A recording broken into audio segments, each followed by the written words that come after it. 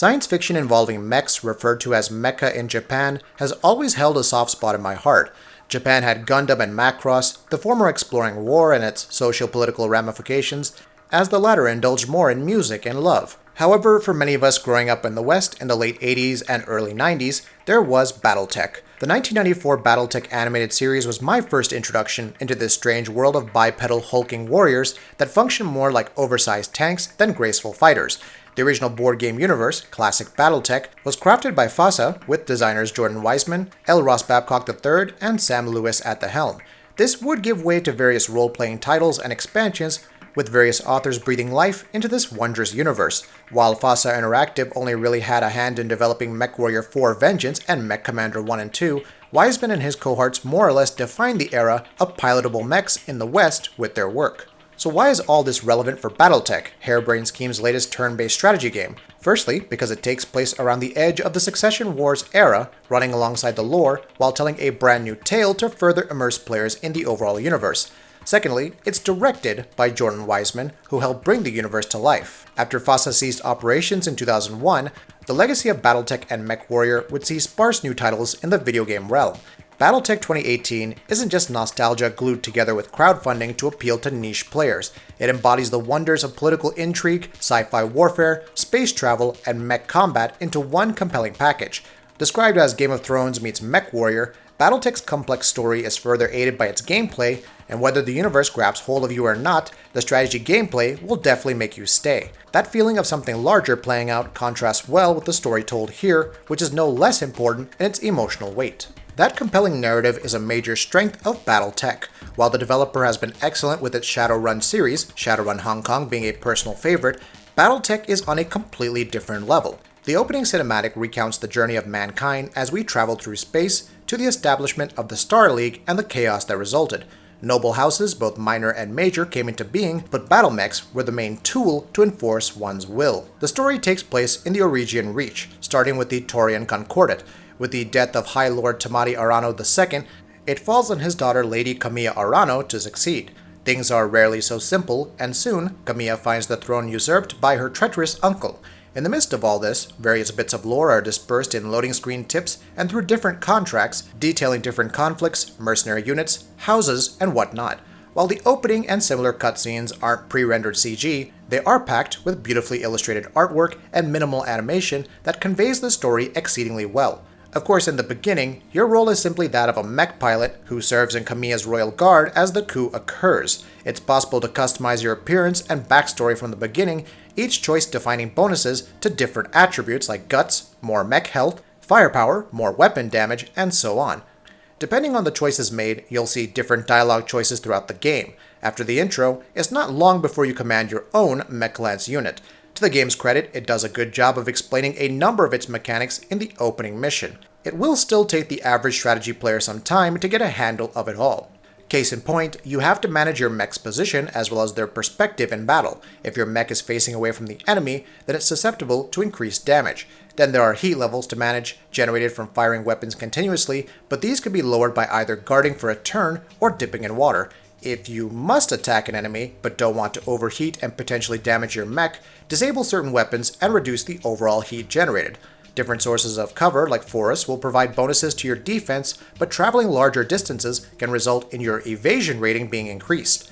Also, don't forget that certain enemies can be spotted from a distance using sensors, and bombarded thanks to different weapon types, mech types, etc. Some mechs are beefier and capable of holding their own, like the Blackjack and Shadowhawk, but others, like spiders and locusts, function more like scouts, flitting about the battlefield and gathering reconnaissance while dealing poke damage. And yes, there is more. Weapons have different accuracy ratings, so it's possible for attacks to miss. You can either focus on a single target or activate the multi-target system to deal damage to a swath of enemies within a visible arc. Precision shots can also be called to attack specific points of enemies. For example, calling damage onto a mech's legs will disable it, targeting the center canopy will result in the pilot potentially being killed, and so on and so forth. Try to keep some enemy mechs relatively intact, as they could serve as valuable salvage later. Your own pilots can take injuries and have their own parts disabled, losing arms and weapons in the midst of battle.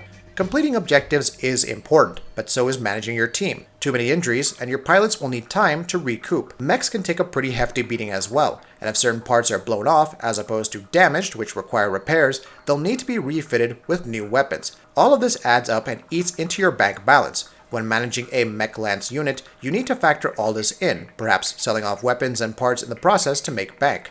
Every 30 days sees your balance eaten up for monthly expenses. If pilots are injured for too long, then it could take months for them to get back into action, which is a problem if all of your pilots are injured and you're simply eating maintenance costs. If repairs are too heavy, you may not have enough money at the end to continue and thus go bankrupt, necessitating a restart from a previous save. You can alleviate this and progress the story by taking on contracts, which usually involve destroying enemy units with all manner of lasers, bullets, and artillery. However, the actual objectives, like taking down a turret generator to shut down a defense perimeter or stopping a convoy while managing its guards, add different strategic layers to the experience. Take note that some objectives are rather linear, like simply destroying a handful of enemies in an area, but I found the game would find ways to make those interesting as well. For instance, while replaying a contract after going bankrupt on the first go-round, the map wasn't a snowy terrain with magma-like surfaces and plenty of forest cover. Instead, this time, it was a mountainous snowy region with steep elevation and 2 mech units to battle as opposed to a single unit and 4 tanks. BattleTech also lets you decide how you want things to play out. Take on reduced maintenance costs at the risk of crew morale, bypass certain repairs for the sake of saving money, or send your spider unit into battle without a left arm and jump jets. Don't care much about salvage from missions but want more money? Negotiate with clients for that, or tank any reputation gains entirely by asking for decent amounts of both. You can hire new pilots and mechs, purchase new weapons, and develop specialized kits for your squad to thrive in various circumstances. It's also worth mentioning that completing different contracts will earn you points with different houses. In this way, you can decide which factions will offer you different benefits. How you go about completing the main campaign is completely up to you, but there are equal measures of heroics and cunning required. There is a lot to take in, for sure. Despite doing a great job of explaining much of this, BattleTech doesn't hold the player's hand. It's very easy to muck things up and find yourself bankrupt before the second contract mission just because you didn't factor in how many days it takes to travel. Your tactfulness in battle is as important as managing resources back home. The similarities with Firaxis' recent XCOM games can be ubiquitous at times, and like that game, BattleTech has its own share of annoyances. Missing precision shots despite having 70% accuracy, the relatively useless multi-target system in initial stages, and so on can wear on you. However, you can stomp on mechs or jump high in the sky before delivering death from above. Just don't abuse the Goomba Stomp method too often, or you'll find said mech without any legs to stand on. Visually, BattleTech feels splendid with its detailed mechs and animations. A dynamic combat camera lends a great personal feeling to battles, but those dramatic angles can be reduced or turned off completely to speed up the pace of games. Map design is similarly on point, offering numerous advantages and tactical positions to attack from while keeping a solid visual tone, even if the deserts can get somewhat monotonous. There was some odd animation here and there, like a unit ordered to attack an enemy in front of her, but opting to go the other way before quickly turning around. But these are relatively few and far between. Unit damage feels raw and visceral. You'll actually feel like your mech is being pummeled by continuous damage, which pilots will further reinforce with their own voice lines. Speaking of which, the voice acting in the game is generally very good, even if certain characters can come across as a little too cliché. The over-enthusiastic girl, the grim dark edgy guy, etc. However, even the characters that seemed cliched had their own appeal in a way. It made BattleTech feel closer to the classic animated series without being overly offensive to my taste. In terms of writing, characters like Kamiya and Raju stood out immediately, while others like Yang, Sumeri, and Darius will grow on you. Finally, the game's soundtrack is epic, delivering booming orchestral tracks and moody pieces that stir different feelings like deceit and tension. What grabbed me the most about BattleTech wasn't the fact that it was a complex tale of politics and interstellar warfare, fueled primarily by metal boots on the ground. It was the various nuances to the gameplay, the strategic depth that felt overwhelming but not overpowering. These two aspects are backed by a strong narrative with great writing, strong visuals, and a well-constructed soundtrack. I hesitate to say that BattleTech isn't for everyone. It may not be for those who don't enjoy turn-based tactical strategy, but it is a quality experience that's worth checking out regardless. That'll be it for this video. If you like what we're doing, please go ahead and subscribe, and we'll see you next time.